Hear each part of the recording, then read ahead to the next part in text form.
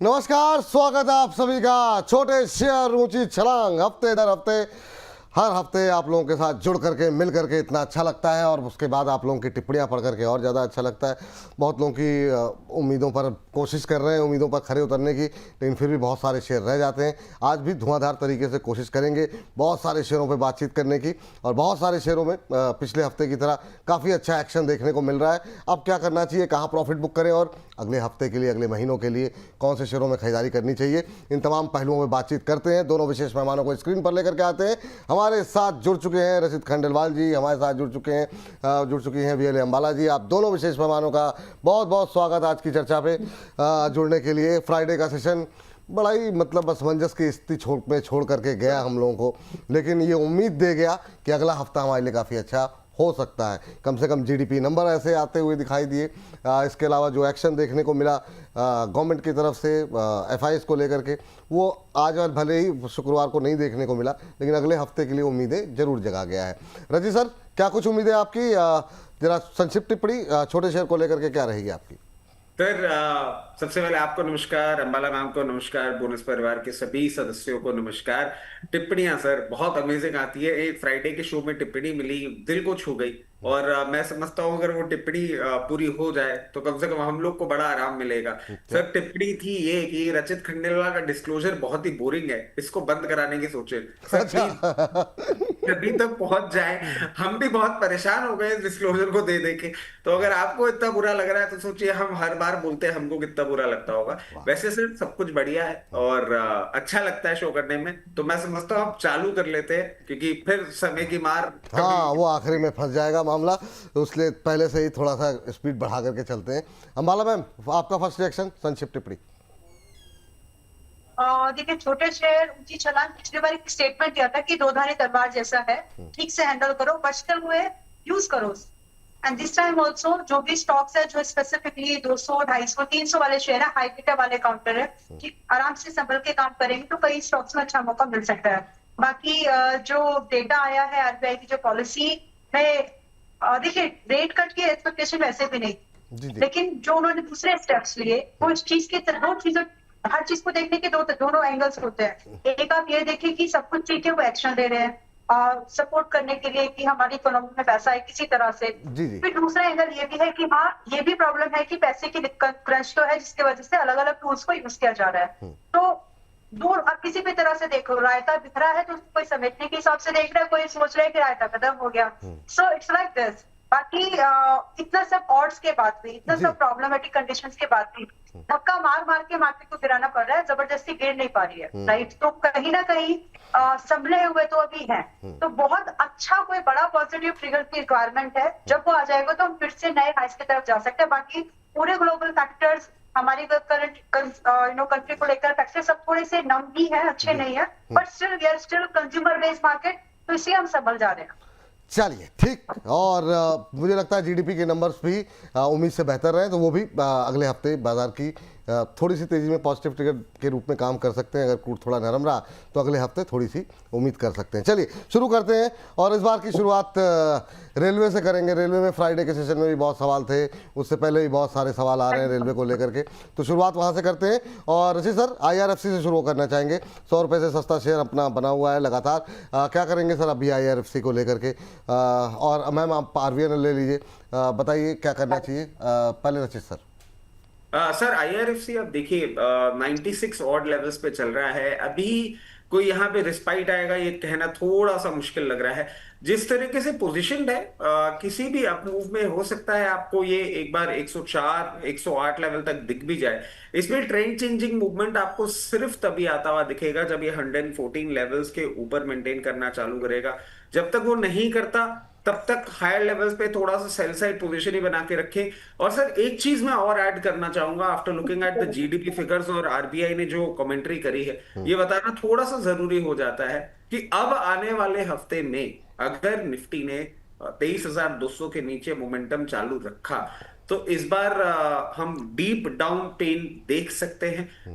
Coming week, coming Fortnite थोड़ा cautious approach रखिएगा, क्योंकि आरबीआई और जीडीपी के नंबर के बाद अगर मार्केट अप करेक्शन पे आता है तो there is no looking back story. इसको आप घुमा के भी कह सकते थे कि मुझे लगता है कि मतलब 23,800 इस बार क्रॉस हो सकता है, मतलब वही है, मतलब मैं कह रहा जी हूँ, सर, मैं तो कह रहा हूँ कि 23,200 के नीचे अगर मैं वही तो मार्केट कह रहा हूँ कि मतलब आप कह रहे हैं कि अगर अब 23,200 के नीचे गया, मैं तो कह रहा हूँ कि आप इसको ऐसे भी कह सकते थे कि उम्मीद ये है कि 23,800 के ऊपर की तरफ जाएंगे, लेकिन अगर आप 23,200 की तरफ ही देख रहे हैं सर, निगाहें आपकी बिल्कुल वही देख रही हैं अर्जुन की तरह जो आप देखना चाह रहे हैं।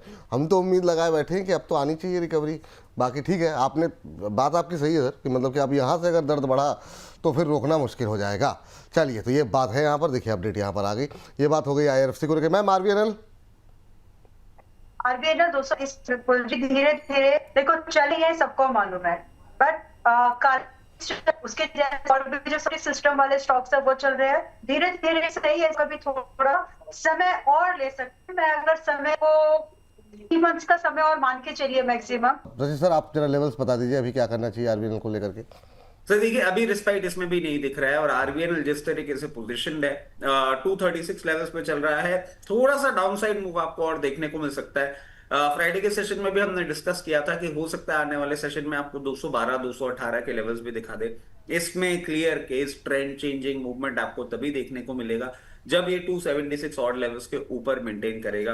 जब तक नहीं कर रहा, थोड़ा सा डाउनसाइड रिस्क और बना हुआ है। Jupiter wagon sir, Jupiter wagon में क्या लग रहा है अभी? जुपिटर वैगन में भी मतलब उम्मीदें यहाँ थोड़ी सी ज़्यादा रहती हैं, लेकिन कुछ ना कुछ ऐसा हो जाता है, उसकी वजह से फिर प्रेशर बढ़ जाता है। जुपिटर वैगन में अभी क्या लेवल्स देख रहे हैं आप? सर जुपिटर वैगन को देखें हम, अराउंड 17 अप्रैल से एक रेंज, एक कंसोलिडेशन वाली रेंज में बैठने की कोशिश कर रहा है। 303 रुपए का कहीं ना कहीं अपसाइड का एक रेजिस्टेंस बना हुआ है और डाउनसाइड सपोर्ट हम बात करें तो बहुत क्रूशियल बनता हुआ दिख रहा है 268 264 और लेवल्स। 303 रुपए के ऊपर जब तक ये मूवमेंट नहीं करता तब तक इसमें भी कोई अपवर्ड जर्नी की बात नहीं करनी चाहिए। थोड़ा कॉशियस अप्रोच के साथ रहेंगे जब तक 264 लेवल्स के ऊपर मेंटेन कर रहा है। 303 और 303 के ऊपर मेंटेन करने के बाद 348 रुपए तक देखने को मिल सकते हैं। बहुत ज्यादा डाउनसाइड रिस्क नहीं है, मगर अपसाइड की उम्मीद भी अभी थोड़ी सी कम हो रही है, एटलीस्ट आने वाले 1-1.5 हफ्ते। जी, रेलवे में अगर अभी कुछ खरीदना हो तो कुछ खरीदना चाहेंगे या रेलवे को अभी अवॉइड लिस्ट में रखना चाहेंगे? सर अगर आप medium to long term approach के साथ हैं तो मैं जरूर कहूंगा कि आने वाले हफ्ते 15 दिन में अगर आपको अच्छा करेक्शन देखने को मिलता है तो Jupiter wagon, Titagarh, Texmaco, rail, ये कुछ काउंटर्स होंगे जिन पे आप फोकस कर सकते हैं। मगर इंस्टेंटली ट्रेडिंग बेट के तौर पे मैं कहूंगा नहीं, अभी मैं दूरी बना के रखना। टीटागढ़ और टेक्समेको रेल का में जरा अगर आप लेवल बता सके तो। सर टीटागढ़ की हम सिचुएशन जिस तरीके से बनते देख रहे हैं, 838 रुपए चल रहा है। किसी भी मार्केट करेक्शन में आपको 773 से डाउनसाइड पे 753 इस रेंज में अगर मिलता है तो जरूर हम एक बार पोजीशन बनाना चाहेंगे इसमें। मगर medium to long term approach, Texmaco Rail की भी अगर हम बात कर ले सर, जिस तरीके से ये पोजीशन है 90 से 96 की रेंज में, जहां पोजीशन बनाने का मौका मिले मीडियम टू लॉन्ग टर्म के हिसाब से बिल्कुल बनाई जा सकती है। ये बात यहाँ पर निकल करके आई है, तो ये लेवल्स जो है यहाँ पर निकल करके आते हुए दिखाई दे रहे हैं। पिछली बार सर PPL फार्मा को लेकर के हमारे एक दर्शक ने कमेंट किया था, रत्नेश जी ने, उन्होंने कहा कि मैं काफ़ी टाइम से जो है इसको ले करके मैं बातचीत करना चाह रहा हूँ, लेकिन इस पर आप लोग कुछ बता ही नहीं रहे। फ्राइडे के सेशन में इसमें करीब 2% के आसपास की गिरावट देखने को मिली। पिरामल फार्मा में 1 महीने में कोई खास गतिविधि नहीं रही, लेकिन 3-4% का रिटर्न है। कैसे देख रहे हैं सर 166 के आसपास चलता हुआ? क्या यहाँ पर अभी भी कोई गुंजाइश है नई खरीदारी की, या फिर जिनके पास है होल्ड कर रहे हैं वो उनको क्या कहना चाहेंगे आप? सर रत्नेश जी को मैं एक चीज बोलना चाहूंगा, ऐसी बात नहीं है हम बिल्कुल बात नहीं की है इसके बारे में, बीच बीच में ऑन एंड ऑफ हम बात करते रहते हैं। और पीरामल फार्मा के लिए सर पहले भी जब हमने छोटे शेयर ऊंची छलांग में बात करी थी, हायर लेवल्स पे ट्रेड कर रहा था, मैंने ये कहा था मुझे बहुत ज्यादा सेंस ऑफ कंफर्ट नहीं मिलता है इससे। अब ये 200 डे मूविंग एवरेजेस के नीचे मेंटेन कर रहा है, फ्लर्ट कर रहा है 50 डे मूविंग एवरेजेस पे। अगर यहां से 174 के ऊपर क्लोजिंग करता है तो वापस हो सकता है आपको 184 के लेवल दिखा दे, मगर यहां से अगर ये अब ब्रेकडाउन मूवमेंट में रहता है तो वापस 140 रुपए तक का लेवल आपको आता हुआ दिख सकता है। बहुत ज्यादा उम्मीदें नहीं करनी चाहिए, बहुत ज़्यादा उम्मीदें नहीं रखनी चाहिए। इस बीच सुमन झा जी की एक टिप्पणी पिछले हफ्ते आई थी, वो पढ़ के सुना देते हैं। रिस्क की चादर ओढ़कर जो बाजार के समंदर में उतरते हैं, रिस्क की चादर ओढ़ करके जो बाजार के समंदर में उतरते हैं, उनके सब्र का फल अक्सर मुनाफे में बदल जाते हैं। उतार चढ़ाव तो बाजार की रीति है, हर रात के बाद नई सुबह जीत है। जो डटे रहे सही शेयरों के साथ, उनकी हर चाल में एक गीत है। वाह वाह वाह वाह, बहुत शानदार Right. सुनो। हाँ, बहुत बढ़िया, लेकिन इसको टेक्निकली फिक्स कर लो। रिस्क की लाइफ जैकेट है, चादर ओढ़ के जाओगे तो डूब जाओगे क्योंकि उसमें वेट बढ़ जाता है। वाह। So technically fix it is life jacket. Madam science की टीचर रही हैं, मैडम से सीख लीजिए कैसे पानी में उतरना है। मुझे यस मैम, ड्राइविंग बहुत शानदार मैम। लेकिन आपके लिए जो अगला सवाल है मैम, वो है फ्राइडे के सेशन का हीरो जो एक समय देखने को मिल रहा था। सुबह खबर आई, सुबह जब फ्राइडे के सेशन में, उस समय आपके साथ हम लोग शो कर रहे थे, पीएनबी गिल्ट। अब ये बताइए अगले हफ्ते के लिए यहाँ पर क्या स्ट्रेटजी रखी जाए, क्योंकि एक रैली रही, फिर ठंडा भी पड़ गया और उसके बाद 3-3.25% की तेजी के साथ बंद हुआ। सवाल ये उठता है कि क्या 93 के लेवल जहाँ के आसपास क्लोज हुआ है, क्या अभी भी यहाँ पर नई खरीदारी अगले हफ्ते के लिए की जा सकती है? दूसरा, जिनके पास है और जिन्होंने अभी तक प्रॉफिट बुक नहीं किया है, उनके लिए क्या सलाह रहेगी? जिन्होंने प्रॉफिट बुक नहीं किया है होल्ड करिए, जिन्होंने बाय नहीं किया एक बार बाय करके चल सकते हो। ये समय थोड़ा सा ऐसा लग रहा है कि बॉन्ड मार्केट इस साल या फिर यूं कह लीजिए कि कुछ क्वार्टर्स गर्म रह सकती है, तो इसीलिए और इसका काम ही वहीं पर है। तो मेरे हिसाब से अगर आपको थोड़ा बहुत मौका मिले और थोड़ा आप रिस्क मैनेज करके काम कर सकते हैं, तो पीएनबी गिल्ड्स में आपको एनीवेज 90 से लेकर के 95 की रेंज में अगर एंट्री मिले। स्टॉप लॉस बड़ा है, ध्यान देना। आप इसको थोड़ा बंद कर दीजिए। स्टॉप लॉस जो रहेगा आपका थोड़ा डीप स्टॉप लॉस है, which gonna be at 80 but target भी वैसे से ही होंगे आपके 110 से लेकर के 135 फिर 150, ये टारगेट्स आपको मिल सकते हैं। तो आप इसमें एंट्री ढूंढिए 90 से 95 की रेंज में। लक्ष्य क्या बताया मैम आपने? 110 स्विंग ट्रेडिंग का टारगेट है 2-3 हफ्ते के हिसाब से 110 का। बाकी इन्वेस्टमेंट के हिसाब से देख रहे हो तो 120 से 150 के टारगेट्स है, जो कि दिसंबर तक मैं देख पा रही हूँ। चलिए, दिसंबर तक आपको 110 रुपए तक, 120 तक के लक्ष्य देखने को मिल सकते हैं। स्विंग में ये जो स्टेटमेंट हुआ ना, देख पा रही हो टैरो कार्ड्स खेल रहे हैं क्या, तो किसी ने तो थोड़ा सा वैसा हो गया कि मतलब मैं ये भविष्य देख पा रही हूँ। It's it went like that but it's not like that. थोड़ा सा पॉसिबिलिटीज लग रही है, फ्यूचर नहीं, जस्ट एनालिसिस है। ओके, मैम की स्टेटमेंट होती है ना अपने आप में अद्भुत, it's like that, it's not like that. तो अद्भुत, बहुत शानदार, वाह अद्भुत मैम। चलिए आगे बढ़ते हैं और अगली टिप्पणी सर, जी मतलब जी में क्या रैली अब देखने को मिली है, खासतौर से लास्ट वीक जो बीता हफ्ता गया है, और काफ़ी क्वेरीज भी रही वीकडेज में इसको लेकर के, हम लोग उतना चर्चा नहीं कर पाए, लेकिन 112 रुपये पे बंद हुआ है सर। 7.5-8% की रैली रही है फ्राइडे के सेशन में, और अगर बीते हफ्ते की बात करें 20% की रैली हो गई सर।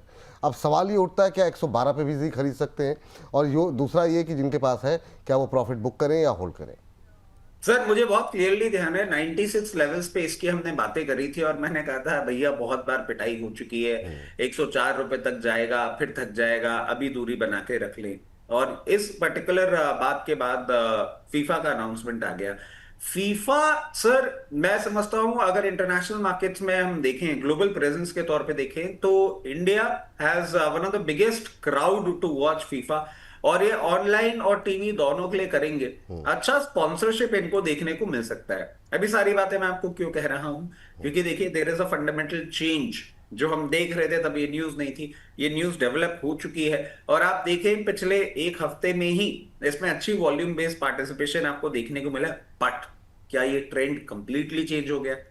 नहीं। हो सकता है ये मूवमेंट आपको 124-126 ऑड लेवल्स तक जाता हुआ दिख जाए, वहां पे ये स्टॉक थोड़ा सा ठंडा होना चाहिए। और अगर इस कमेंट्री को सुनने के बाद और फीफा के फीवर के चलते आप इसमें पोजीशन बनाना चाह रहे हैं, तो 98 के स्टॉप लॉस के साथ बनाइए 124-126 ऑन कार्ड्स। बट बहुत ज्यादा एग्रेसिव मत होइएगा, क्योंकि फीफा तो चला जाएगा, फिर अगर ये पीपा बन के रह गया तो प्रॉब्लम पूरे साल भर की बनी रही। चलिए ये बात रखें, ये है रचित सर ने 124 तक जा सकता है, 124-128 तक। स्टॉप लॉस 98 का बताया ना सर आपने? बिल्कुल सर। चलिए तो जी पर रखेंगे नज़र। अगर खरीद रहे हैं तो थोड़ा सा अपना रिस्क एपेटाइट जो है वो ध्यान में रखते हुए यहाँ पर नज़र बना करके चलें। चलिए आगे बढ़ते हैं और अगली टिप्पणी आती है, वो आती है ओला।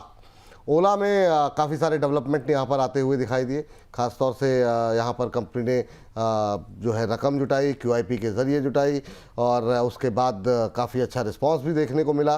मैम, फ्राइडे का सेशन भी ये एक और अच्छी रैली के साथ बंद हुआ, 45 के आसपास बंद होता हुआ दिखाई दिया, 3.5% से ज़्यादा की रैली। अब सवाल ये उठता है 45 आ गया, अभी भी क्या 60 और 70 के टारगेट के लिए वेट करें या 50 और 60 के लिए वेट करें, क्या करना चाहिए? 500 करोड़ रुपए के लिए QIP लॉन्च किया था, 780 करोड़ रुपए जुटा लिए हैं, तो शानदार रिस्पांस मिला है ओला को। इनको टाइम का एडवांटेज मिल गया। सिचुएशन का जो एक एडवांटेज होता है ना कि किसी के प्रॉब्लम आपका फायदे का सौदा बन गया, that happened in their case. तो मैनेजमेंट को लेकर के जो लोग कोई खासा प्रभावित नहीं थे, लेकिन जो सिचुएशन आई इसको लेकर के इनके दिन बदल गए जैसे कह सकते हैं। और ये सेंटिमेंट आगे कंटिन्यू और हो सकते हैं क्योंकि देखो जी बहुत ज्यादा कंपनीज नहीं है और डिमांड बहुत ज्यादा है मार्केट में। तो जिसके पास जितने इलेक्ट्रिक व्हीकल सेटअप है जो बना सकती हैं जैसे तैसे कैसे भी, तो उन कंपनीज के फिलहाल दिन है। और कंसिडरिंग दैट क्योंकि ये जो QIP आया, QIP का 50% लगभग ओवर सब्सक्रिप्शन 150% का, ये खुद से एक एक इंसाइट्स दे रहा है कि बदल रहा है कुछ। बट अब इसमें जो आगे की जो स्ट्रैटेजी होनी चाहिए, मेरे टारगेट अभी भी इंटैक्टेड है 50, 60, 70 और उसके बाद भी हैं। लेकिन अब आपको खरीदने के लिए आपका एक्सपोजर या तो स्ट्रिक्ट स्टॉप लॉस के साथ रखिए अगर आप रिस्क मैनेज करना जानते हैं तो प्रॉपरली। मैं अभी भी बुलिश हूँ यहाँ पर और मैं खरीदने की सलाह आपको अब भी दूंगी। अगर आपको 44 के आसपास नेक्स्ट डे मार्केट में मंडे या ट्यूसडे मिलता है, बाय करके जा सकते हैं आप। 50, 60, 70 के बाद भी और टारगेट्स मिल सकते हैं। जबकि स्टॉप लॉस यहाँ पर थोड़ा फेवरेबल नहीं बचता है अभी। You got to maintain a stop loss at 37। तो पहला टारगेट यहाँ खरीदने वालों के लिए 6 रुपए का है, जबकि स्टॉप लॉस 7 रुपए का है। तो परसेंटेज ऐसे समझ लीजिए कि आपने थोड़ा सा रिस्क रिवॉर्ड फेवरेबल नहीं होगा। So once you get you 50 rupees target, जब आपका 50 का भाव आ जाए, instead of booking profit there, आप 60 रुपए के लिए ट्रेलिंग करिएगा। तो इस तरह से आप इसमें ये जो मूवमेंट अभी भी होगा, कंटिन्यू होने की बहुत प्रोबेबिलिटी है, वो आपको मिल जाएगा। तो बाय करने की सलाह है, जो है वो होल्ड करिए, स्टॉप लॉस आगे ट्रेल करते करते चलिए, क्योंकि रेगुलरली डिस्कशन में आ रहा है और मैं स्टॉप लॉस रिवाइज जहां जहां पे पॉसिबल है हर बार बता रही हूँ। इग्नोर करोगे तो फिर आप फंसोगे। ठीक, बिल्कुल सही बात है। और मैम एक चीज़ कोशिश करेंगे ना, वो हर बार एक ही टिप्पणी रहती है कि सर टाइम फ्रेम इस बार भी नहीं पूछा, तो थोड़ा सा अगर जैसा जब ओला जैसे स्टॉक्स जो कि बहुत ज़्यादा ट्रेंड में रहते हैं, 2-3 हफ्तों से ट्रेंड में है, तो उसमें अगर थोड़ा टाइम फ्रेम बता देंगे तो बेहतर रहेगा, क्योंकि काफ़ी लोगों की पोजीशन बनती रहती है। तो जी मैम। तो 50 रुपए तो एक्चुअली मैं जून तक देख रही हूँ और इसके बाद जो 60 और 70 की बातचीत हो रही है वो इस साल की हो रही है। तो बहुत एग्रेसिव साउंड मैं डेफिनेटली कर रही हूँ, क्योंकि मैं जो सिचुएशन है उसको थोड़ा एसेस कर रही हूँ। तो मेरी नजर से देखोगे तो इलेक्ट्रिक व्हीकल की डिमांड अचानक से सर्च हो सकती है अगर स्ट्रेट ऑफ हॉर्मुज या फिर supply side. Straight of Hormuz का नाम बार बार क्यों लेना, लेकिन जिस तरह से सिचुएशन बदली है उस वजह से लोग डीजल पेट्रोल +1 ईवी व्हीकल पसंद करेंगे। जैसे इंडिया चाइना +1 है ना, वैसे ही लोग पसंद करेंगे मजबूरन कि हमारे पास कोई तो ईवी व्हीकल हो। तो इन सब चीजों के चलते कंपनीज में एक सर्च बढ़ सकता है। तो 50 रुपए इज लाइक जून और आगे के टारगेट बाय दिसंबर तक आप देख सकते हैं। चलिए, ये बात यहाँ पर निकल करके आई है। अब जरा बात कर लेते हैं अगले शेयर को लेकर के, जिसपे आजकल काफ़ी लोग बुलिश होते हुए दिखाई दे रहे हैं और फ्राइडे के सेशन में भी अच्छा मोमेंटम देखने को मिला। और यस बैंक को क्या अभी भी करेंगे यस? रचित सर जरा बताइए। और 23 रुपये 39 पैसे की क्लोजिंग, 3.25% की तेजी, और कितना दम बाकी, कैसा लग रहा है आपको यस बैंक? सर देखिए, यस बैंक अच्छा लग रहा है और सर एक FCRN का जो अनाउंसमेंट आया है उसका भी एक बेनिफिशियरी यस बैंक आपको होता हुआ दिख सकता है, जो हमने फ्राइडे के ट्रेडिंग सेशन में बात करी। बिल्कुल सही कहा FCRN। आपने जी। तो उस केस में क्या है सर, इसको ये बेनिफिट मिलेगा, but this is something that we will see till 30 September. और मैं समझता हूँ कलेक्शन अच्छा कर लेंगे ये। और जो हमारा पहला टारगेट है वो आपको कभी भी अचीव होता हुआ दिख सकता है 24 रुपए, और उसके बाद 28 रुपए के लेवल तक भी जाता हुआ दिख सकता है। अभी खरीदे कि ना खरीदे सर? फ्राइडे मंडे अगले नेक्स्ट वीक वही सर उसी पे आ रहा था। अगर आप अब इसमें पोजीशन बनाते हैं और जिस तरीके से मार्केट का मोमेंटम मैं देख पा रहा हूं, हो सकता है किसी भी मार्केट के स्टॉर्मी ट्रेडिंग सेशन में आपको 21 रुपए 80 पैसे तक ये आता हुआ दिख जाए। इस चीज के लिए मेंटेन रहिएगा। इसका स्टॉप लॉस कहां अब लगा के रखना होगा? इसका स्टॉप लॉस लगा के रखना होगा 20 रुपए 80 पैसे। रिस्क रिवॉर्ड मीडियम टर्म के लिए फेवरेबल है। पोजीशन बनाए, स्टैगर्ड मैनर में बनाइएगा। 21 रुपए 80 तक पैसे तक भी आ सकता है, क्योंकि कुछ आने वाले हफ्तों में आपको ऐसी चीजें बनती हुई दिख जरूर सकती हैं। चलिए 24, 28 दो टारगेट दिए गए। 24 तो ऑलमोस्ट सस्ती हो गया सर, मतलब ठीक है, रह गया थोड़ा सा। हाँ, मतलब वो एक बात करते रहते हैं ना सर, इतने टाइम से तो 24, 28 बेचारे को लेके चल रहे हैं अपन, तो वैसे 24, 28 के टारगेट 20, 80 के स्टॉप लॉस के साथ खरीदारी कर सकते हैं। बीच में 21 रुपए 80 पैसे के भी लेवल देखने को मिल सकते हैं, ये कहना है रचित जी का। चलिए आगे बढ़ते हैं और अगली टिप्पणी लेकर के आते हैं BCCL पर। हालांकि अभी अच्छा, ये आपने चूंकि बात यस बैंक को फ़ायदे पहुंचाने वाली की, उसमें ये जो फैसला हुआ है उसमें कैनरा बैंक भी बेनिफिशरी हो सकता है। अंबाला मैम जरा इसका भी जिक्र छेड़ी दीजिए, और कैनरा बैंक पे अभी आपका व्यू करंट लेवल पे क्या होगा और कैसे देख रही हैं आप इसे?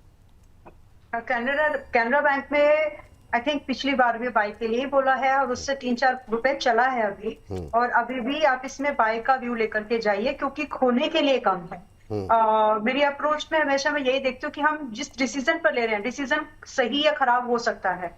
या तो डिसीजन है वो तो अच्छा निकलेगा, बाद में पता चलेगा, खराब निकलेगा बाद में पता चलेगा, but at the time of taking decision there is one only thing that you can assess कि कितना खराब निकल सकता है। That's the only thing. तो मेरी नजर में अगर आप कैनरा बैंक आज भी 135 के आसपास अगर आपको नेक्स्ट वीक मिले, it's a buying opportunity for short term investors, for mid term investors, and अगर आप 2 साल के व्यू पर भी जा रहे हो तो भी। अब स्टॉप लॉस तीनों केसेस में सिर्फ रहेगा विपुल जी 127 का। 127 पिछली बार बढ़ा था, 125 था शायद, अभी 127 का हो गया है। यहाँ से अगर आप सिर्फ आप कह लीजिए कि अगर आपको 4 हफ्ते का कोई ट्रेड ढूंढना है, तो आपके लिए टारगेट की एक्सपेक्टेशन 148 की होनी चाहिए, 148।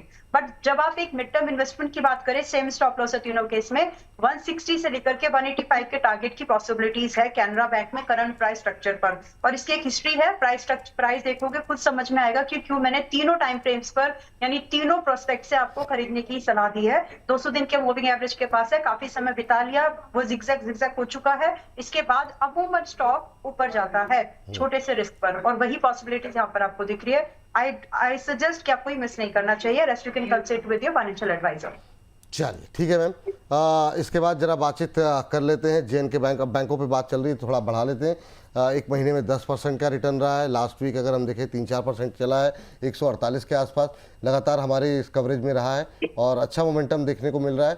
रचित सर अब क्या करें, अब होगी रैली पूरी या 148 ठीक है? सर देखिए, मोमेंटम तो अच्छा बन चुका है, इस बात में कोई डाउट नहीं है।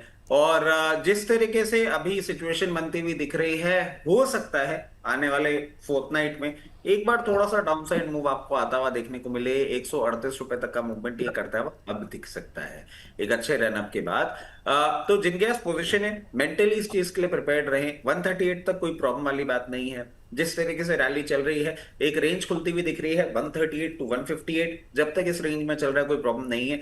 इसमें प्रॉब्लम आएगी जब ये 132 लेवल्स तोड़ के बंद होगा, और तब पेन पॉइंट बढ़ेगा। तब हम आगे डिस्कस करेंगे क्या कर लेना चाहिए। पोजीशन है तो बने रहें, पोजीशन नहीं है तो कभी भी कूल ऑफ करे और 140 142 की रेंज में दिखे तो 132 के स्टॉप लॉस के साथ बनाइए और अपसाइड के लिए वेट कर लीजिए। ठीक, अब जरा बात कर लेते हैं यूनियन बैंक को लेकर के। पिछले हफ्ते रचित जी की विश लिस्ट पे शामिल था ये शेयर, लेकिन माला मैम इस पर राय आप दे दीजिए और अपने पसंदीदा शेयर भी बता दीजिए। और रचित सर आप भी अपने फेवरेट बैंकिंग काउंटर में अगर ये शामिल होगा तो इसके लेवल बता दीजिएगा। माला मैम पहले आप। Thank you. Union bank 167 by, 160 से 165 की रेंज में नेक्स्ट वीक मोस्ट लाइकली मिलना चाहिए। कंसिडर बाइंग इन दिस, और पॉसिबली जो स्टॉप टारगेट होंगे आपके 182 से लेकर के आपके 200 तक। अब ये पहले टारगेट में दूसरे में काफी डिफरेंस है। पहला टारगेट आपका लगभग आप मानिए कि आपको 6 हफ्ते का समय लग सकता है। दूसरे टारगेट की एक्सपेक्टेशन में 6 महीने के दौरान पर, मतलब दिसंबर, इस साल का दिसंबर तक एक्सपेक्ट कर रही हूँ। और स्टॉप लॉस जो है छोटा है, तो कंसिडरेशन कर सकते हैं आराम से। स्टॉप लॉस यहाँ पर रहेगा आपका 155 का, 155 रुपए का। और जी बस, अच्छा ठीक, और मैम कोई पसंदीदा शेयर आपका यूनियन में?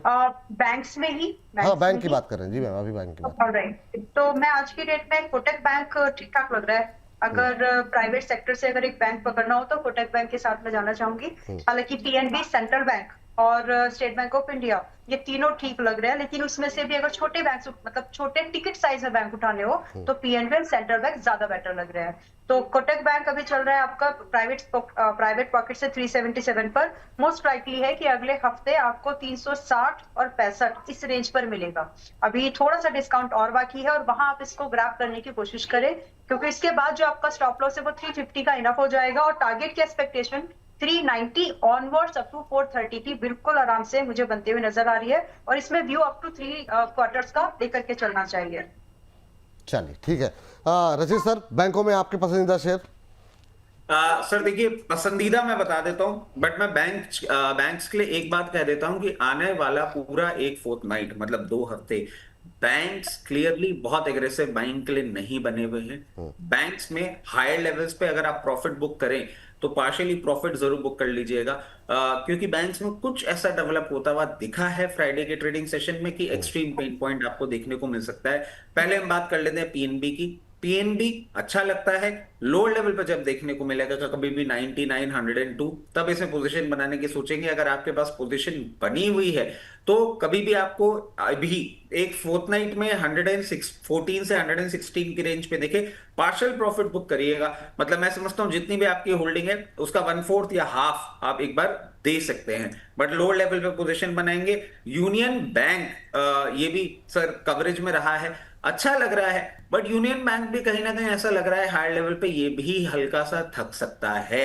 168 से 174 की रेंज में थोड़ा पार्शियल एग्जिट मैं आपको बोलूंगा, प्रॉफिट बुकिंग नहीं, क्योंकि प्रॉफिट तो हुआ ही नहीं है। इसमें पोजीशन बनाने के लिए वापस ये आपको कभी भी 148 से 152 की रेंज में दिखेगा तो बनाने की हम सोचेंगे। अभी ये 2 ही बैंक हैं जिस पे थोड़ा फोकस करेंगे। बैंक में मैं थोड़ा हल्का हाथ रखना चाहूंगा सर। चलिए ठीक है सर, हल्का ही हाथ रख दीजिए, आपका आशीर्वाद मिल जाए और क्या रहेगा। हल्का हाथ रखिए, भारी रखिए। चलिए आ जाते हैं, थोड़ा आगे बढ़ते हैं और जरा बातचीत कर लेते हैं। हाँ, सेंट्रल बैंक की डिटेल्स नंबर्स दे दूं? हाँ दे दीजिए मैम, दे दीजिए। ऑलराइट, तो सेंट्रल बैंक इज लाइक 30.38 पे चल रहा है और कंसिडरेशन बाइंग के लिए 29 से 30 रुपए की, 29 से 30 रुपए की रेंज का कर सकते हैं। अच्छा, इसमें जो टारगेट होंगे 32 और 37 के होंगे और जो स्टॉप लॉस है वो आपको 28 रुपए का सिर्फ मेंटेन करना है। तो अगले हफ्ते ये रेंज मिल जानी चाहिए और इन टारगेट्स के लिए ये ओपन होगा और जो व्यू है वो कम से कम 4 महीने का है। चलिए बहुत शानदार। यहाँ पर सेंट्रल बैंक को लेकर के ये राय निकल करके आती हुई। सेंट्रल बैंक के बाद अब मैम, अच्छा नंबर आप ही का था तो आपके लिए सवाल तो साहब मैं पूछने जा रहा था बीसीसीएल। बीसीसीएल में मैम बताइए क्या करना चाहिए, और काफ़ी क्वेरीज रही बीच में, काफ़ी अच्छा चला। अभी करंट लेवल पे क्या उम्मीदें बीसीसीएल को लेकर के क्या आपकी रखी हुई हैं, और क्या अभी 41-42 के आसपास का जो भाव है उसमें भी खरीद सकते हैं क्या? 27% की रैली 1 महीने में देखने को मिली है। एंड गुड थिंग कि एयू व्यूअर्स को पूरा मिला होगा। अगर ये स्टॉक मैंने रेकमेंड ना किया होता तो ये मेरे पोर्टफोलियो में होता। मैंने तब भी यही बात बोली थी कि सामने से सवाल आ गया था, आई रिकमेंडेड दैट। अगर उस दिन ये ना हुआ था तो ये मेरे पोर्टफोलियो में मैं मेरा तो थोड़ा सा आगे बढ़ के सोचना है कि अगर आप इस प्रोफेशन में नहीं होती तो ये बाजार ही आपके पोर्टफोलियो में होता। लेकिन नहीं, बाजार नहीं, क्योंकि समय रहते सीएमपीडीआई खरीदा था क्योंकि माइनिंग के प्रोजेक्ट्स पढ़ सकते। तो मतलब कहने का मतलब है कि आपको ना जो भी सिचुएशन है उसके दावेदार ढूंढने होंगे कि अभी तो फायदा नहीं हो रहा लेकिन किस किस को मिल सकता है, वैसे स्टॉक ढूंढने होते हैं आपको। फिलहाल जो भी 25-27% मिला है वो पूरे व्यूअर्स को मिला होगा क्योंकि रिकमेंडेशन सही समय पर आ गई थी एंड स्टिल बुलिश। अगर यहाँ से अगर आप देखें तो आई थिंक पिछले सेशंस में शायद थर्सडे 40 के भाव पर भी रेकमेंड किया है। तो यहाँ से अगले जो टारगेट है वो 45, 50, 60 एंड अगर आप होल्ड कर ले लाइक 1-1.5 साल तो इसमें अच्छी अपसाइड मूवमेंट पेंडिंग है जो कि पोर्टफोलियो में रखने लायक है। तो कोशिश करिए, अगर आप 70 तक 80 तक देखना चाहते हो तो बी एन इन्वेस्टर। मेरे पास मेरे पास ये अभी नहीं है और मेंबर्स के पास जरूर हो सकता है, दर्शकों के पास जरूर हो सकता है। करंट प्राइस जो 41.70 का है तो 40 से 41 रुपए की रेंज में अगले हफ्ते मिलने की पॉसिबिलिटीज है।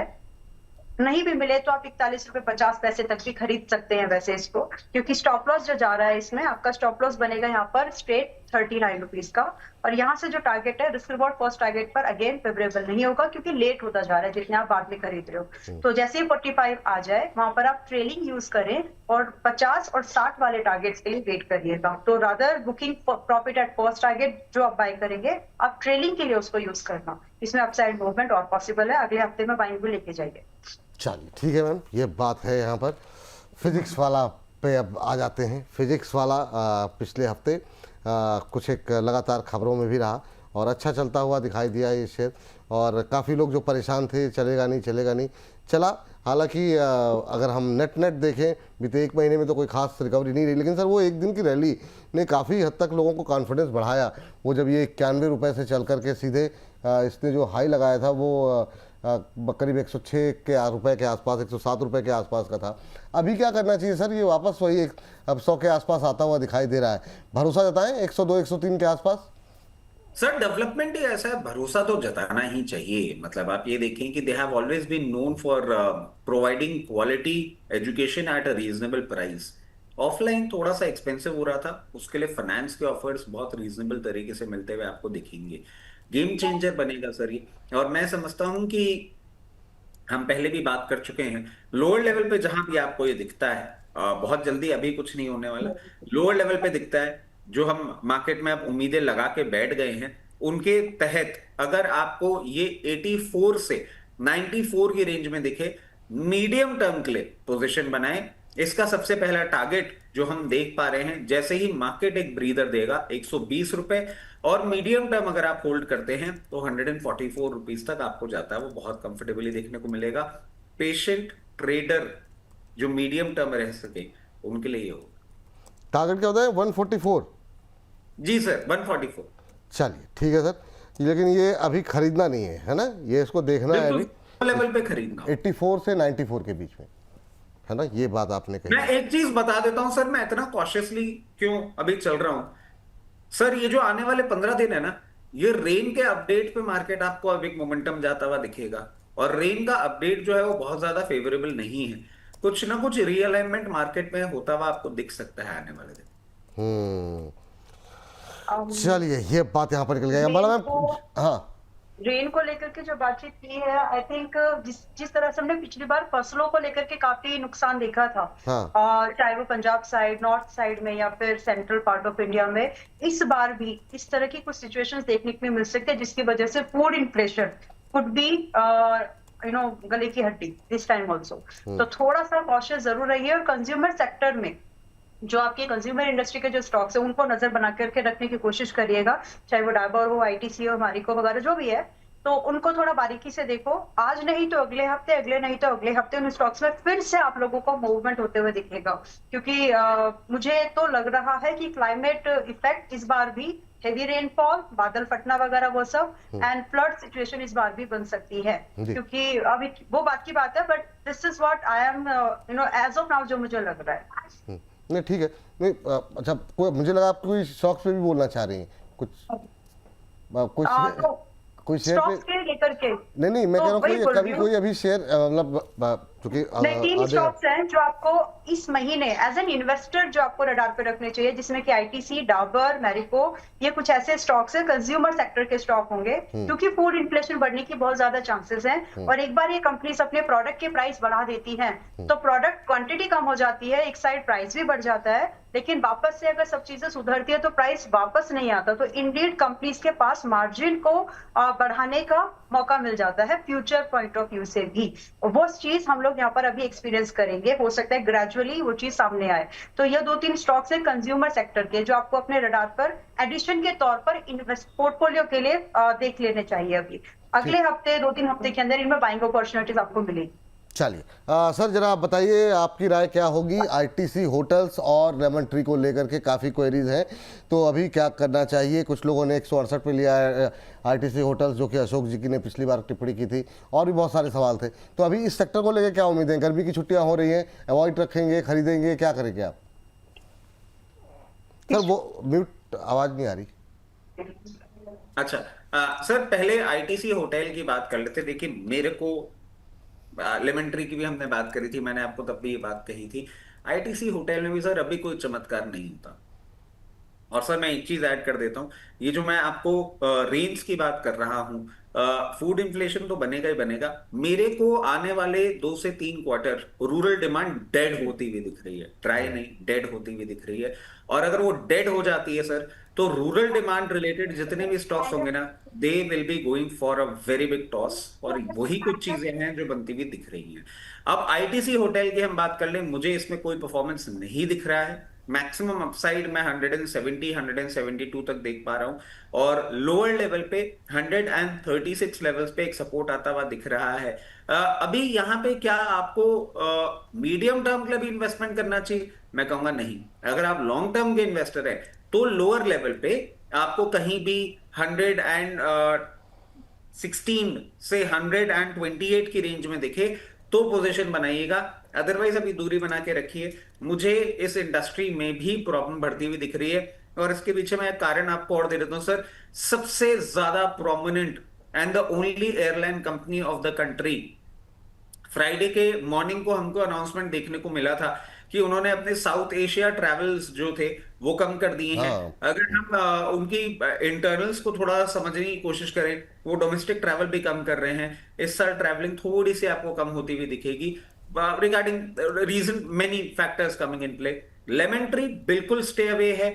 लेमन ट्री लोअर लेवल पे भी अगर आ जिनके जाता है पास है वो क्या करें फिर सर इन दोनों में, मतलब मान लीजिए सर, कि जैसे देखिए आईटीसी तो मैं कहूंगा सर, आप अगर लॉन्ग टर्म इन्वेस्टर है तो बने रहें। लेमन ट्री के मैं कहूंगा, आप अगर लॉन्ग टर्म इन्वेस्टर है तो भी आपको लेमन ट्री से एक बार को निकल जाना चाहिए। मुझे कुछ भी अच्छा नहीं दिखता। 124 लेवल्स तक भी, 118 से 124 के रेंज में निकल जाइए। बहुत ज्यादा पेन पॉइंट दिखता है मुझे इसके अंदर। चलिए, ये दो स्टॉक्स हो गए लेमन ट्री को लेकर के, और आईटीसी होटल्स को लेकर काफ़ी क्वेरीज थी, तो इस पर बातचीत हो गई। अंबाला मैम, आपके लिए है कैपिटल मार्केट से वो दो शेयर, ग्रो और सम्मान कैपिटल। और ग्रो को लेकर के फिर कुछ रिपोर्ट सामने आई है और ऊपर की तरफ के टारगेट्स भी निकलते हुए आ रहे हैं। आपका व्यू क्या होगा अभी ग्रो को लेकर के? और फिर से ये 200 की तरफ बढ़ता हुआ दिखाई दे रहा है, और फ्राइडे के सेशन में हमने देखा 3% तेज, करीब करीब 200 के नज़दीक। अभी करंट लेवल पे क्या दोबारा एंट्री लेनी है जिसको, क्योंकि एक बार आपने प्रॉफिट बुक कराया, कुछ लोगों ने किया होगा, और जिन लोगों ने नहीं किया होगा और अब जो एंट्री करना चाह रहे हैं उनके लिए क्या सलाह रहेगी? बाइंग कर सकते हैं। स्टॉप लॉस स्ट्रिक्टली 175 का रख के चलिएगा। 210, 240 के ये दो टारगेट्स की एक्सपेक्टेशन आप अगले 4-5 महीने के अंदर एक्सपेक्ट कर सकते हैं। हो सकता है 210 आपको 2 हफ्ते के अंदर भी दिख जाए, लेकिन प्लानिंग आप इस तरह से रखें कि आपको समय देना पड़ेगा। मतलब जल्दबाजी वाला काउंटर अभी नहीं है। जल्दी मिल जाए बुक जरूर कर दो, लेकिन पेशेंस के साथ आप ऐसे आओ कि 4 से 6 महीने आपको होल्ड करना है। तो 175 का स्टॉप लॉस, और करंट प्राइस जो कि 190 195 की रेंज आपको अगले हफ्ते भी मिल जाएगी। तो इस रेंज में आप बाइंग करके 210 240 के टारगेट्स के लिए कर सकते हैं एंट्रीज। और सम्मान कैपिटल तो स्टॉप लॉस क्या बताया आपने? 175? हाँ जी, 175 का स्टॉप लॉस, 4 महीने में 210 240 तक के टारगेट पॉसिबल है, ये बोला ना आपने? हाँ जी, ठीक है, यस मैम। सम्मान कैपिटल जी, सम्मान कैपिटल 184 पर है। अगले हफ्ते आपको जहां तक मैं समझ पा रही हूँ 178 से 180 की रेंज में मिलेगा, और प्राइस स्ट्रक्चर वीक बना है, और ये हेल्दी पुलबैक के तौर पर आप यूज कर सकते हैं। तो वैसे तो 180 पर पिछले हफ्ते भी, इस हफ्ते जो अभी गया है इस पे भी रिकमेंड कर ही दिया था कि 192 का पहला टारगेट है, वो आ गया, उसके बाद गिरा है थोड़ा बहुत। तो अब यहाँ से 178 180 की रेंज में दोबारा एंट्री मिले तो खरीद ले, और यहाँ से जो स्टॉप लॉस आपका बनता है वो बनता है आपका 166, इनफ होगा, रिक्वायर्ड नहीं है इससे नीचे की। और जो टारगेट्स बनेंगे इसके बाद में 205 से 240 के, ये रिवीजन हम लोग अब दोबारा कर रहे हैं जब नई मार्केट खुलेगी आपका मंडे। तो पुराने जो भी भाव हैं, जो भी टारगेट्स दिए हैं और स्टॉप लॉस जो दिया है, उन एक बार 2 बार टारगेट आ चुके हैं। This is fresh recommendation. तो जो भी स्टॉप लॉस एंड टारगेट आप फॉलो कर रहे हैं, इसको अब आप कंसिडर कर सकते हैं। चलिए, ये बात है यहाँ पर सम्मान कैपिटल और ग्रो को लेकर के। उम्मीद करते हैं कि लोगों को राय यहाँ पर मिल गई होगी। हाँ, कुछ कह रही मैम? यस, मुंजाल ऑटो, पिछले हफ्ते हम लोगों ने इसके बारे में बात किया था, 2-3 बार भी बात हुई है। मुंजाल ऑटो में अगर आप देखेंगे तो अभी भी एक बाइंग साइड, फ्राइडे के सेशन में भी मार्केट जबकि साइडवेज था, ये स्टॉक अच्छा खासा ऊपर ही था। अब यहाँ से मेरी नजर में आपको फिर मौका है। I know last trading session में 9% से ज्यादा पॉजिटिव था। रिकमेंडेशन दी थी विपुल जी, लगभग, मतलब पुराना है, प्रॉफिट में लोग होंगे, लेकिन मैं उनकी बात कर रही हूँ जिन्होंने नहीं खरीदा। मुंजाल ऑटो आपको 95 94 इस रेंज के आसपास, अगर मंडे ट्यूसडे वेंसडे समय लो, भाव आने दो, अगर ये भाव आपको मिलता है तो फिर भी यहाँ से एंट्रीज बन सकती हैं for the targets of 105 and 120। Aggressive target है 120 का, इसीलिए जैसे ही आपका 105 आ जाए तो अपनी ट्रेलिंग शुरू कर देना। एंड जो इसमें स्टॉप लॉस लगेगा फिलहाल के लिए, आपका स्टॉप लॉस जाता है 90 rupees, sorry I beg your pardon, 88 rupees per आपका स्टॉप लॉस बैठता है। तो यहाँ पर मुंजाल ऑटो में ऑटोमोटिव सेक्टर इंडस्ट्री से, ऑटो इंसुलरी से फिर से एक बार एंट्री आप ढूंढ सकते हैं, अगर पहले मिस कर दिया पूरा तो अभी एक बार जरा फिर से बताइए, और हो सके जरा कुछ एक शेयरों के वो गूगल फाइनेंस में आप अगर हो सके तो दिखा दीजिए स्टॉप लॉस टारगेट वगैरह, थोड़ा दर्शकों के लिए आसानी हो जाती है। मुंजाल ऑटो को लेकर के मैम क्या बोला, एक बार फिर से बता दीजिए मैम। 94 से 95 के रेंज में बाय, मंडे टू वेडनेसडे के बीच में अगर आपको एंट्री मिल जाए तो बढ़िया। स्टॉप लॉस 88 का होगा, टारगेट 105 से 105 से 120 के होंगे, और समय इंपॉर्टेंट है, आप इसमें 3 महीने का ही समय लेकर के चलिए। तो indeed I am trying to, it's a very aggressive bet बोल सकते हैं आप इसको, लेकिन मुझे लग रहा है कि 120 इसमें जल्दी आ सकता है, सो उसका वेट करना ट्रेलिंग के साथ। चलिए, ये बात है मुंजाल ऑटो पे अभी फिलहाल के लिए राय निकल करके आती है।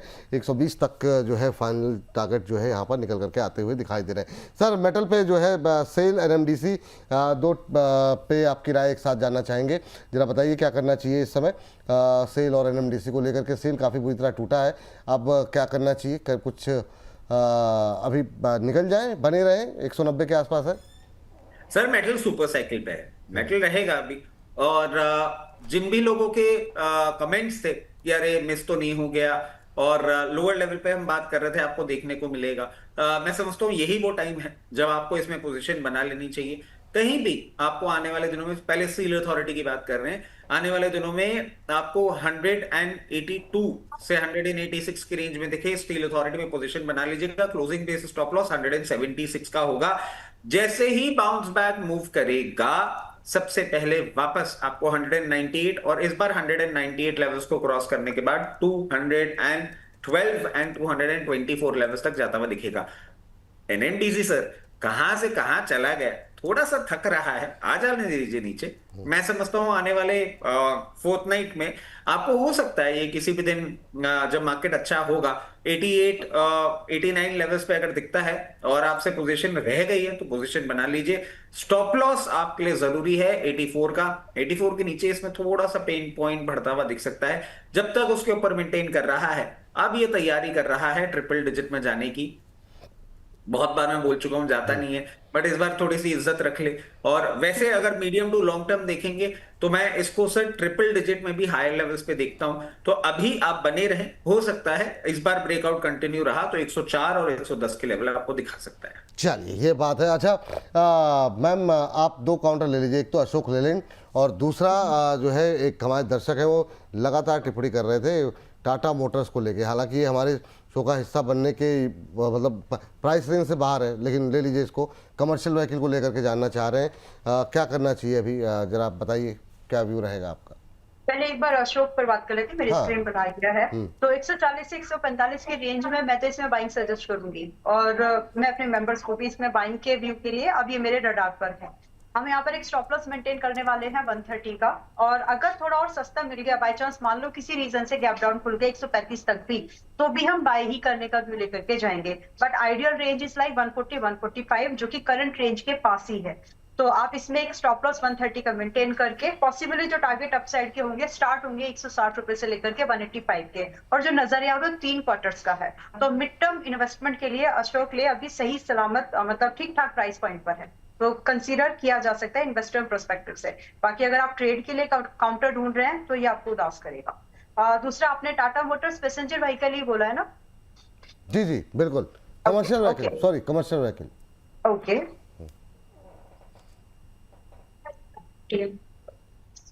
ठीक है। तो ये अभी चल रहा है आपका 370 राउंड फिगर, और यहाँ से एक ब्रेकआउट की पहले आपको पॉसिबिलिटीज ढूंढनी है। या तो देखिए सस्ते में खरीदो जो कि 350 340 का भाव होगा, सब्र रखिए, आ सकता है, और या फिर इसमें ब्रेकआउट होने दीजिए 395 के ऊपर का। दोनों में से जो कंडीशन आपकी पहले ट्रिगर्ड हो, दोनों में टारगेट तो सेम है आपके, 430 ऑनवर्ड्स अप टू 500 के टारगेट सेम है, लेकिन आपका स्टॉप लॉस दोनों कंडीशन में डिफर होगा। अगर पहले ब्रेकआउट आ गया तो उस ब्रेकआउट के केस में your stop loss gonna be at 345। लेकिन अगर ब्रेकआउट अगर आ गया तो, और अगर नीचे के लेवल पर आपको बाइंग मिल रही है लाइक 350 340, सो उस केस में your stop loss gonna be at 330 only. तो प्राइस देखो, जो पहले भाव लगा के रखो, ट्रिगर जो पहले उसके हिसाब से आप अपने स्टॉप लॉस को मॉडिफाई कर लेना, टारगेट सेम है। तो दोनों कंडीशन में बाइंग अभी फिलहाल, एक्सक्यूज मी, जी तो दोनों कंडीशन में बाइंग अभी थोड़ा सा आपको संभल के लेना है। लेकिन ठीक है, इससे बेहतर टाटा मोटर्स पर्सनल व्हीकल लग रहा है, पैसेंजर व्हीकल लग रहा है। ठीक है। अगर इसको देखें तो मैं शेयर करूं लेवल? हाँ कर दी, मैं शुरू कर दिया तो सॉफ्ट Thank कर you. दी जी। All right. So it is trading at 397 इस रेंज के आसपास है। 390 से 400 की रेंज में खरीदा जा सकता है। एक हफ्ते के लिए जो टारगेट एक्सपेक्टेशन होनी चाहिए वो 430 की होगी, मतलब अगले हफ्ते फ्राइडे तक वो 430 की टारगेट एक्सपेक्टेशन आप रखें। जबकि आपका जो स्टॉप लॉस है, आप स्टॉप लॉस अपना 370 का लगा लेंगे तो इनफ होगा। स्विंग ट्रेड 430 का टारगेट और 370 का स्टॉप लॉस। लेकिन अगर इसी को आप एज एन इन्वेस्टमेंट लेकर के जाए तो 430 से 550 के टारगेट सेम स्टॉप लॉस पर आप एक्सपेक्ट कर सकते हैं। चलिए, ये बात यहाँ पर निकल करके आई है। और इसके बाद अब जरा बात कर लेते हैं संवर्धना मदरसन को लेकर के और जमुना ऑटो को लेकर के। और सर संक्षिप्त टिप्पणी, आपके फेवरेट ऑटो या ऑटो एंसिलरी स्टॉक्स कौन से होंगे भी? सर आज मेरा दिन खराब है। क्या हो गया? और मैं क्यों बोल रहा हूँ, क्योंकि मुझे पता है कि आज मैंने जितनी कमेंट्री करी ना, मैं इतना घसीट के ट्रोल होने वाला हूँ कि मैं खुद ही कमेंट्स नहीं पढ़ना चाहूंगा। और मैं एक और चीज बोल देता हूँ सर, अब ऑटो सेक्टर की हम बात कर रहे हैं, एक बिजली गिरी है जिसकी आवाज नहीं हुई, अच्छा, मगर उसकी जो धड़धड़ाहट है ना, बहुत तेजी से फील होने वाली है। The EV space of this country is about to see a immature death. और मैं क्यों बोल रहा हूं सर आपको, मारुति और हीरो ने फ्लेक्सी फ्यूल लॉन्च कर दिया। अभी तक हम ये बातें कर रहे थे कि फ्लेक्सी फ्यूल है, ठीक है, कर लेंगे, कब आएगा। सर इतना ज्यादा तेजी से हुआ है कि फ्राइडे को अपडेट आया है, कुछ कुछ पेट्रोल पंप से मिलना भी चालू हो गया, और आने वाले कुछ टाइम में ये पूरे इंडिया में पेट्रोल पंप से मिलने लग जाएगा। अब सर फ्लेक्सी फ्यूल क्या होता है, इसको अगर हम समझ लें, अभी 85% है, मतलब एथेनॉल। नहीं सर, अभी तक हम क्या बोलते थे, अब अभी तक हम पेट्रोल में एथेनॉल मिलाते थे। हाँ, इस बार 85% एथेनॉल, वही तो हम भी कह रहे हैं, 85%। हाँ, मतलब वो जो चीनी का एक वो बनाते हैं ना एथेनॉल, उसमें पेट्रोल मिला रहे हैं। सर इससे सबसे बड़ी बात ये होगी, ईवी के लिए आपको इंफ्रा की जो रिक्वायरमेंट थी ना, फ्लेक्सी फ्यूल में वो नहीं होगी। हर पेट्रोल पंप आपके लिए एक बन जाएगा आपका इंफ्रास्ट्रक्चर।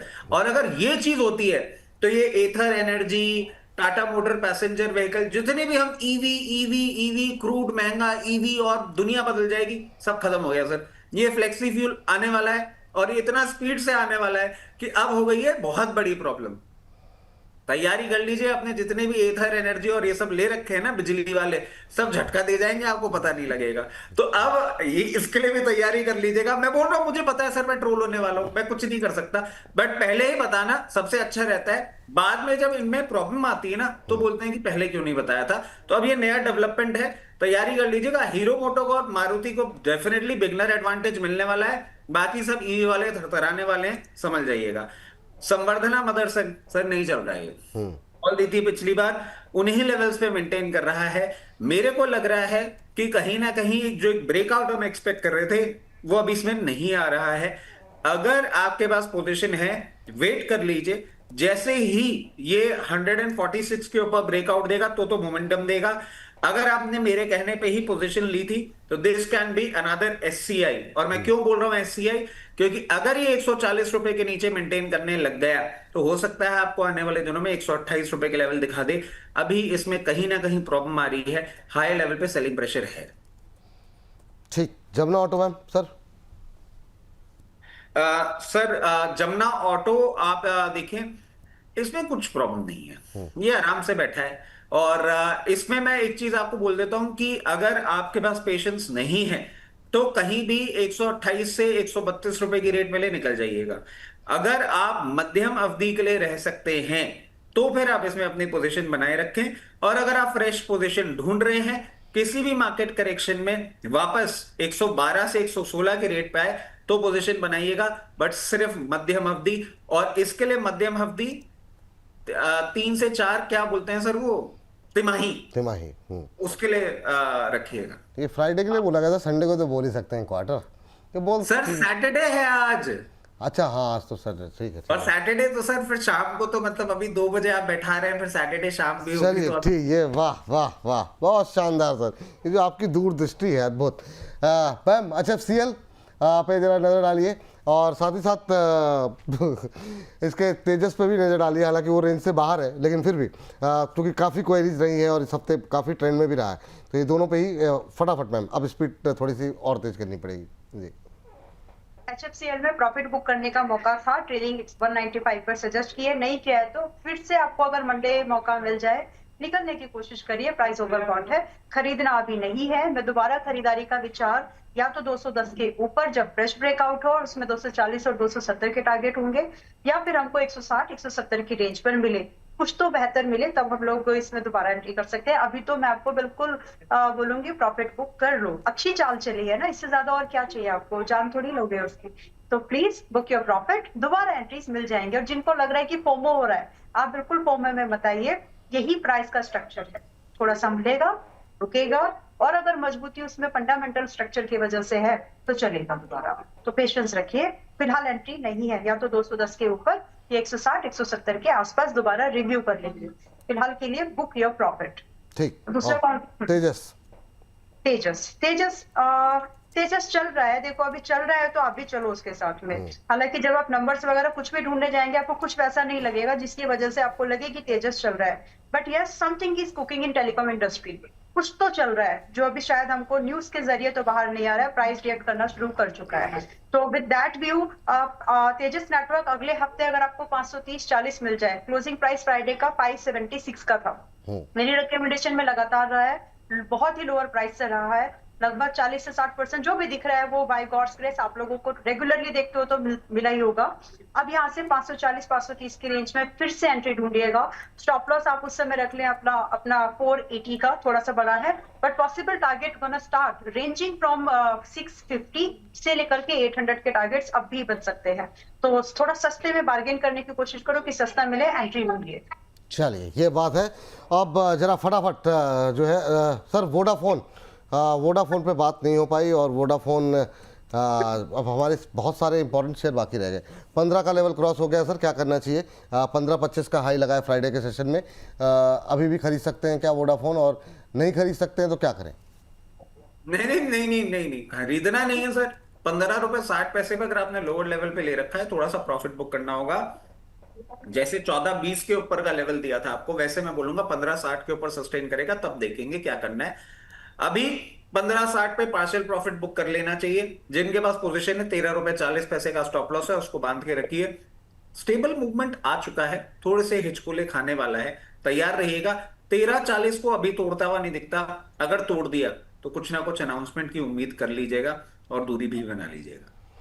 चलिए ये बात है। अंबाला मैम आपका व्यू, 15 रुपए के आसपास आप खरीदेंगी? नहीं, मैं नहीं खरीद सकती, रिकमेंड करके रखा है ना। अच्छा ओह जी, बाकी लोगों को कुछ बोल तो सकती है? मैं वर्ड टू वर्ड चली गई। वाह वाह बहुत शानदार मैम, ठीक है। एनीवेज तो 14.95 पर चल रहा है, यहाँ से प्रॉफिट बुकिंग की एक्सपेक्टेशन है, इसीलिए 14 रुपए का जो भी लोग अभी अभी आए हैं इसमें हाल फिलहाल 15 वॉट एवर प्राइस, तो आपको 14 रुपीज का स्टॉप लॉस एक्सपीरियंस करने के लिए ये जो भी है 14 रुपए का स्टॉप लॉस लगा करके रखिए प्लीज, क्योंकि इसके नीचे थोड़ा और वीकनेस जा सकती है। It may lead like another 12 पैसे तक फिर चला जाए, तो बीच में कहीं पर अपना स्टॉप लॉस फिट करके रखो कि अगर हो तो ज्यादा नुकसान आपको नहीं होना चाहिए। बाकी अगर मंडे या ट्यूसडे तक इसने वापस अगर 15 रुपए 30 पैसे को ब्रेकआउट कर दिया या फिर गैप अप ही खुल गया, तो उस केस में आपके 18 और जो 20 रुपए के जो 18-25 रुपए के जो टारगेट है वो और भी कंफर्मेशन के साथ दिखेंगे। बट अभी क्योंकि स्टॉक चल चुका है, मैं स्टॉप लॉस लगाने की आपको स्ट्रिक्टली सलाह दूंगी, please do that. Otherwise percentage rupees wise शायद आपको छोटा लगे, लेकिन परसेंटेज वाइज वो लॉस काफी बड़ा हो जाएगा जो मैनेज नहीं होगा इन जनरल। तो जो भी है फ्रेश बाय या तो 15 रुपए 20 पैसे के ऊपर करिएगा अगर अभी तक नहीं किया है तो, और अगर आप करके बैठे हैं भाई फिर से इस मूवमेंट में सेकंड रैली में, तो आप 14 रुपए का स्टॉप लॉस प्लीज लगा करके रखिए। चलिए ठीक, आ जाते हैं स्टॉक रेकमेंड कर दूं दीप इंडस्ट्री। चलिए दीप इंडस्ट्री, चलिए मैम आप ये बिल्कुल लास्ट में आकर के, मैंने तो आपसे पूछा भी था, आपने कहा नहीं अभी इन्वेस्टमेंट करो। आप बताइए मैम, दीप इंडस्ट्रीज बिल्कुल बताइए मैम फटाफट। ठीक है, 530 रुपए पर है, फिर से खरीद सकते हैं। वैली रिकमेंडेशन रही है मेरे, जो भी है अच्छा खासा मूवमेंट इसने किया और बढ़िया चला। मतलब अब यहाँ से भी जो आगे के टारगेट है 580 रुपए से 700 रुपए के टारगेट, बहुत एग्रेसिव टारगेट है। तो 580 इज लाइक आपको 3 महीने का व्यू लेना है, और 800 रुपए तक होल्ड करना चाहते हो तो आपको इसको कम से कम 1 से 1.5 साल का व्यू लेकर के जाइए। दोनों ही सूरतों में, दोनों ही केसेस में आपको जो स्टॉप लॉस है वो छोटा है, विच इज एट 485, बस इतना ही स्टॉप लॉस है। रिस्क रिवॉर्ड काफी अच्छा बन सकता है। बाइंग का व्यू फिर ढूंढिए, और डिस्क्लोजर फिर से दे देती हूँ, 20 मार्च को भी रिकमेंड किया था लगभग 365 रुपए के भाव पर। Since then we are bullish. चलिए 485 का स्टॉप लॉस, 580 700 के टारगेट के साथ खरीदारी करने की सलाह दीप इंडस्ट्रीज को लेकर के आपकी स्क्रीन पर आप नोट डाउन कर सकते हैं, यहाँ पे रखेंगे नजर। अच्छा, फ्राइडे के सेशन में काफी शानदार मोमेंटम देखने को मिला है, अब देखना ये है कि नेक्स्ट वीक ये कंटिन्यू रहता है कि नहीं। चलिए रचित सर जरा बताइए, सुजलॉन में आप क्या करें? अच्छा मोमेंटम 55 रुपये आ गया, और ये जब से ये 2.0 की बात शुरू हुई है, ये अब रैली क्या आप कहाँ तक जाएगी, और ये मान के चले नेक्स्ट वीक सुजलॉन का हो सकता है? नहीं, ऐसा नहीं मानना चाहिए। ठीक, और जी। हाँ, मीडियम टर्म के लिए सुजलॉन हो सकता है, और लेवल्स चेंज हो गए हैं, 62 68 ये दो लेवल्स जाएंगे। इस पे कॉन्फिडेंस सिर्फ इसीलिए आ रहा है क्योंकि मार्केट के साथ चला, नहीं तो मार्केट के साथ बेचारा टूट भी कितना जाएगा। 52-53 रुपए तक का मैक्सिमम डाउन साइड है, 49-80 का स्टॉप लॉस है, और 62-68 के लिए वेट कर सकते हैं। चलिए अंबाला मैम, आपका व्यू 55 रुपये पे सुजलॉन को लेकर के? मैं थोड़ा हिम्मत करके बाइंग सजेस्ट कर दूंगी। हाँ बिल्कुल। सुजलॉन और पे यहाँ जी। पर 54-55 की रेंज में बाइक फिर से ले सकते हैं। स्टॉप लॉस आपके डिसीजन का असर उतना ही समझ लीजिए ना, कुछ ज्यादा नहीं है, या तो स्टॉप लॉस या टारगेट है ना। तो 50 रुपए का स्टॉप लॉस मेंटेन करिए, और यहाँ से 60-70 रुपए के टारगेट अभी भी पॉसिबल है। तो फिलहाल के लिए बाइंग ही है, 54-55 रुपए की रेंज में बाइंग ढूंढिए। 54-55 रुपये की बैंक पे खरीदिए, और क्या टारगेट क्या बताया फिर से बताइए? 60-70? 60 और 70, 60 और समय यही है, बस यही साल का। चलिए ठीक है, ये बात हो गई सुजलॉन को लेकर के। जिनके पास नहीं है वो खरीद सकते हैं, जिनके पास है वो बने रहिए। चलिए ये बात है। 60-70 बोले ना मैम आपने? 70? 60, yes। हाँ, इसको 70 कर कुछ दीजिए। नहीं, हाँ कुछ लोगों के सवाल आए थे पर्सनली कि मैडम हम जब हम आपके स्टॉक्स की रिव्यू सुन रहे हैं तो आपके लेवल्स बदल रहे हैं, कभी स्टॉप लॉस बदल रहा है, कभी टारगेट बदल रहा जी। है। तो उस चीज का जवाब मैं सबको एक ही बार देना चाहती हूँ। देखिए, जैसे प्राइस की मूवमेंट फॉर्मेशन होती है उसके हिसाब से टारगेट एंड स्टॉप लॉस की एडजस्टमेंट भी होती है। तो आप इस चीज से थोड़ा सा सहमत हो। अगर आपको कोई स्टॉप लॉस जिस दिन मोस्ट रिसेंट जो अपडेट मिला है जी। आप उसको कंसीडर कर सकते हैं। जवाब मैम आपका बड़ा अच्छा है, लेकिन टाइमिंग थोड़ी सी गड़बड़ है बिल्कुल। ये आप बात अगर नहीं। शुरू में अगर आप ये सब चीज़ें निपटा दिया करें तो बड़ा बेहतर है। सुजलॉन के बाद आ जाते हैं जेपी पावर पे। सर बताइए जेपी पावर को लेकर के अभी क्या करें? 19 के आसपास अभी आ गया दोबारा जी। सर, हीरोइन एक है, हीरो दो हैं, और प्रैक्टिकली दोनों के बीच में लड़ाई इंटेंसिफाई हो गई है, वापस कोर्ट में पहुंचने वाले हैं। जब तक 17 रुपए 20 पैसे के ऊपर मेंटेन कर रहा है, कोई भी न्यूज आती है अच्छा मूवमेंट आएगा। 23 रुपए का लेवल, और 23 रुपए के लेवल को ब्रीच करने के बाद 28 रुपए के लेवल आपको आते हुए देखने को मिलेंगे। But the fight is becoming अगली, क्योंकि सर इस बार अडानी जी जिसको चैलेंज कर रहे हैं ना, भी हल्की पार्टी नहीं है। तो स्टॉप लॉस के साथ पोजीशन रखिए। रायता इसमें अब थोड़ा सा फैलता हुआ दिख रहा है टीवी की वजह। रायता फैलता हुआ दिखाई दे सकता है। तो अभी क्या करें सर? मतलब बाकी सब तो ठीक है, लेकिन सर फ्रेश पोजीशन तो नहीं लेनी है। अच्छा। फ्रेश पोजीशन से दूर रही है। अच्छा। और अगर पोजीशन है तो फिर मिस तो नहीं हो जाएगा? मतलब मान लीजिए अगर ये कोई खबर आ गई हो तो फिर क्योंकि इसमें भाई बीटा है, मतलब या तो स्टॉप लॉस ले जाएगा या टारगेट ले जाएगा। मैं आपको बताऊं, अब ये प्रॉब्लम हो गई है थोड़ी, क्योंकि ये जो अभी इस वीक में एक्शन लिया गया ना वीडीएल के ऊपर, ये अब क्या होता है ना सर, एक ईगो इशू बनता जाता है कुछ टाइम बाद। और वो क्या होता है, कोर्ट रूम के बाहर और कोर्ट रूम के अंदर बहुत सारे इंस्टीट्यूशंस इन्वॉल्व होने लग जाते हैं, द फाइट बिकम्स अगली। चलिए तो चल सर, समय नहीं। चलिए आर पावर और रतन इंडिया पावर, मैं बहुत फास्ट, और कोई बस खाली लेवल्स जी। और सर आप एनएचपीसी और एसजेवीएन देख लीजिए सर। ठीक है, आर पावर ने पिछली बार इज्जत रख ली, 26 रुपए खाया नहीं स्टॉप लॉस। तो अभी आपको 28 रुपए 50 पैसे के आसपास एंट्री मिले, तो same stop loss which is 26, उसका स्टॉप लॉस मेंटेन करके बाइंग ढूंढिए। आपको टारगेट 30.5 रुपए से लेकर के 30 रुपए 50 पैसे से लेकर के 34 तक ये दिख सकते हैं। स्टॉप लॉस छोटा रखना, स्ट्रिक्टली रखना, ऑनेस्टी से मैनेज करना। ठीक है। और रतन इंडिया पावर ये एक बार देख लीजिए बिल्कुल जी, रेडी नहीं था। तब तक सर आप एनएचपीसी और एसजेवीएन सर।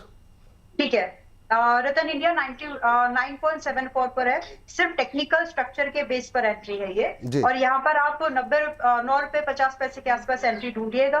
8.5 रुपए का स्ट्रिक्टली स्टॉप लॉस रखिएगा। ठीक। 11 रुपए से लेकर के 13.5 रुपए के टारगेट देख सकते हैं। टेक्निकल ट्रेड है, जैसे मिल जाए छोड़ दीजिए। चलिए, और रजीश सर, एनएचपीसी में सर अभी कुछ नहीं है। लोअर लेवल पे बाइंग की बात करी थी। लोअर लेवल पे अगर आपने बाइंग कर ली है, बहुत ज्यादा समय नहीं दे सकते, तो 78 रुपए आए तो निकल जाइएगा।